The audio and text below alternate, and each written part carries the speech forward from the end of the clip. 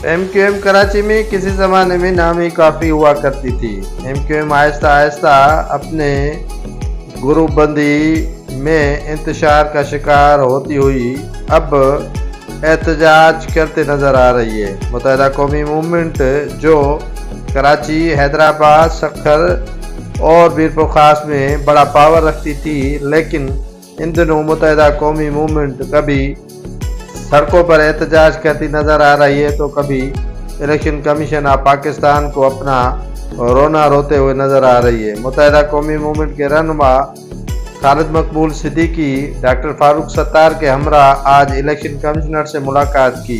उन्हें शिकायत की एजाज चौहान जो मेंबर हैं election commission of Pakistan Sindh के, जबकि निगरान वज़ीर आला मकबूल बाकर जिसके मुकर्ररी में MQM का बड़ा हाथ था उसके खिलाफ, और तीसरा बल्दियात के जो मेयर है कराची के मुर्तज़ा वहाब उसके खिलाफ फट पड़े। मुत्तहिदा कौमी मूवमेंट के रहनुमाओं का कहना है कि अब भी निगरान हुकूमत सिंध की पाकिस्तान पीपल्स पार्टी का तसलसल है।